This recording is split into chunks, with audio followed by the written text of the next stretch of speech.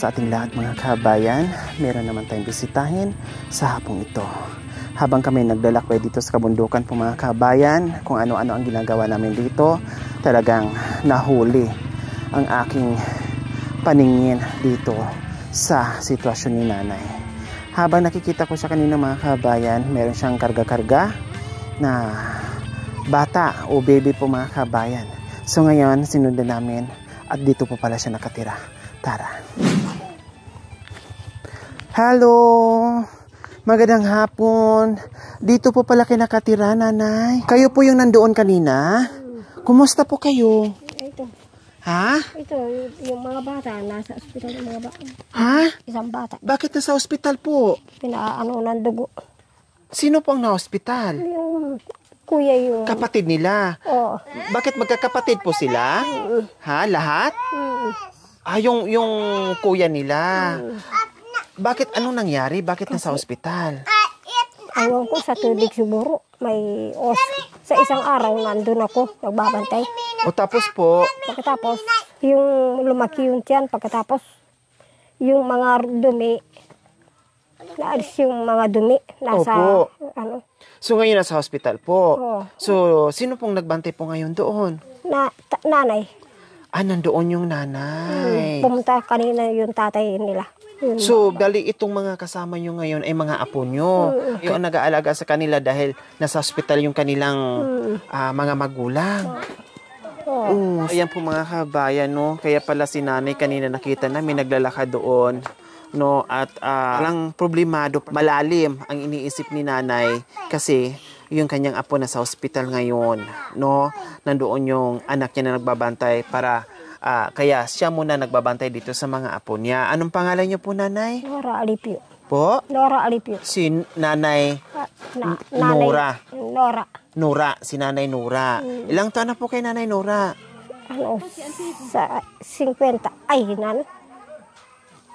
sa 60. 60, senior na po kayo.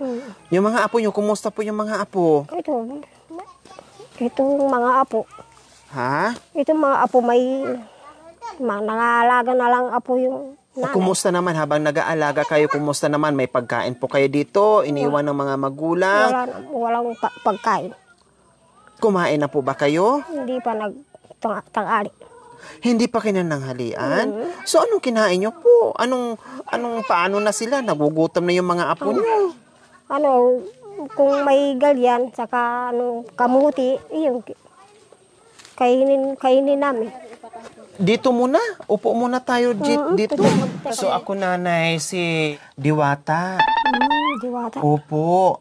Galing kami kung saan-saan para maglalakbay patungo doon sa mga taong nangangailangan. Iisa po kayo kanina nakapansin o pumukaw sa mga mata ko na talagang sabi ko, kawawa naman si nanay. Tara nga, puntahan natin, hanapin natin yung pala dito po kayo nakatira.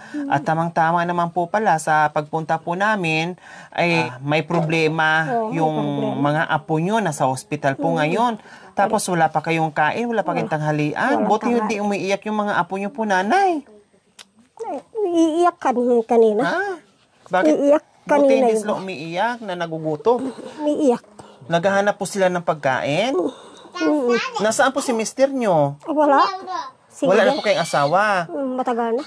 Yung papa ng mga anak? Mga anak, papa. Yung papa nila naman. Nandoon sa ospital din? O yung nasa ospital yung tatay. Yung mag-asawa? Yung nanay at saka tatay niya nag-aasikaso po doon? Kanina umaga yung lalaki, yung tatay. Mamayang gabi, ano pong kakainin nyo? Meron po ba kayong maisasaing?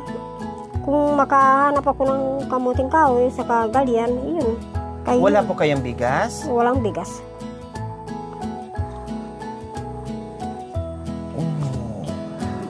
Ano ang kakainin nyo mamayang gabi? Kumbaga, mga root crops, kumbaga, galyang, kamuting kahoy, kung ano yung mahahanap nyo. Pasanan ko itong bata, mag-ukay na. Papasanin niyo yung bata, yung apo? Saan kayo maghuhukay? Sa lote namin dyan sa kabila. Malayo pa ba? Malayo. Kaya mamayang hapon, pasanan ko yung bata. Manguha po kayo doon? Manguha kami ng kamuti, saka Ganyan. Para meron kayong kakainin mamayang hapunan. Mm. Diyos ko po mga kabayan, talaga ito yung sinasabi ko na hindi pa rin mahirap yung buhay basta wala ng sakit. Okay lang, makakaraos ka, makakahanap ka ng pagkain mo. Pero kung hirap ka na sa buhay, tapos may mga sakit pa isa sa pamilya mo, no, napakahirap po talaga mga kabayan. Ito yung, kumbaga, dubli pa sakit kasi nag-iisip ka kung paano yung pagkain, nag-iisip ka dahil may sakit yung anak mo, nag-iisip ka dahil lahat-lahat na lang, kumbaga, nandoon na lahat ng problema, ang dami mo nang iniisip dahil merong sakit. 'Di ba? Kaya lagi lang sinasagot sa atin, kumusta kayo? Okay lang ang buhay naming mga kulot, no, kahit ganito yung buhay namin, ayos lang, basta hindi kami magkakasakit. Tama 'yun. No, tama po talaga 'yun. Aanhin mo yung maraming pera kung maya-maya naman ay may mga sakit yung mga apo mo o mga anak mo, wala ding mayayari. Malaking problema din ang iisipin. Tapos minsan sinasabi pa ng mga kabayan, mayroong nagsabi sa akin, isang kapatid din nating mga kulot na mayaman daw siya. Mayaman, ibig sabihin, mayaman siya kasi wala siyang sakit. No? Hirap man sa pamumuhay pero mayaman sa health dahil wala siyang sakit, wala siyang problema. No, so ganyan po mga kabayan. Kahit papaano, basta wala lang sakit, makakapaghanap buhay ka, no? At ito nga mga kabayan, nakakalungkot dahil nadat na natin, walang tanghalian, and then wala pang bigas na may sasaing mamaya, no? And then pupunta pa doon sa pananim ni nanay, doon sa lote ni nanay para maghukay pa para meron silang maisaing mamayang hapunan. So, ganun po kahirap yung sitwasyon ng mga kababayan nating katutubong Aitas. Napakahirap po mga kababayan. Kung kayo lang po sa sitwasyon ko na nandito araw-araw, no, na talagang pupunta, no, talagang kahit gaano ka layo, no, abutin ka ng ilang oras sa paglalakbay mo para lang marating mo sila. Hindi ako napapagod po mga kabayan. Bagkos ako'y natutuwa at yung mas iniinda o nararamdaman ko yung tuwa at saya doon kaysa sa lakad namin. Alam niyo kung bakit po mga kabayan? Siyempre, napakasarap sa pakiramdam, no, na yung sobra yung sakripisyo mo and then mapapalitan ng saya dahil madatnan mo sila na halos wala na silang smile sa ilang hindi na makangiti, no, sa araw-araw dahil puro iniinda na paano yung buhay-buhay, tapos darating tayo, makatawa sila, makangiti sila, mapatawa natin sila, no, na kahit papaano ay yung pag-akyat natin ay may dala-dala tayong biyaya sa kanila. So yun po yung aming goal. Kahit malayo o malapit, basta kaya puntahan, go ang team. Nanay Nora, anong oras po yung anak nyo? Aywan po. Baka kasi mag-anak ng dugo yung sa saksak sa bata. Maghahanap pa ng dugo, donor. So, pero umuwi po sila dito? Oo. Tapos, kung wala nang sakit yung bata. Kailan po ba dinala? Ilang araw na po ba sa ospital? 3 gabi na. Ayaw 3 gabi na. Hindi pa sila nakahanap ng pangsaling na dugo doon sa apo nyo. So 3 gabi na hindi po sila nakauwi? Hindi pa. Paano po yung pagkain nila doon sa ospital? Konting pagkain. Sino po naghahatid ng pagkain po doon sa kanila? Mga doon, yung magbibigay ng konting pagkain. Rasyon. Sa ospital. Ay, ubok nga. Pati kayo may ubo na rin. Pagkatapos mga lagka ng bata, may aburi. Okay, Nanay Nora. Nandito kami. No, lalong nadulog yung puso ko sa sitwasyon nyo dahil hirap na nga sa pagkain, tapos meron pang na hospital. Ngayon po, kung merong magbabantay sana sa apo nyo samantala or kahit ilang oras lang na mapaabot man lang namin yung aming tulong doon sa apo nyo para magamit lang kahit papaano. No, siyempre bibili din kayo ng pagkain nyo dito at yung iba ay iabot natin doon sa apo nyo, doon sa anak nyo na na-hospital po, Nanay Nora. Ha? So, ayan po, Nanay Nora.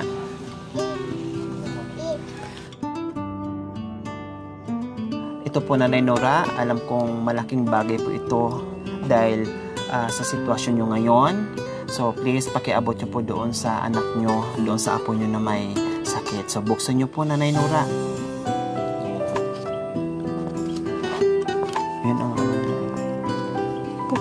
Ganyan na lang siguro. sige po, buksan nyo po para makita po. Bilangin nyo po.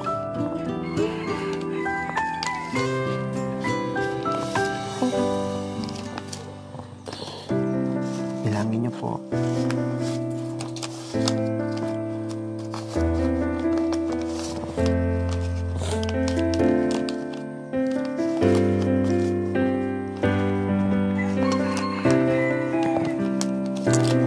Malito.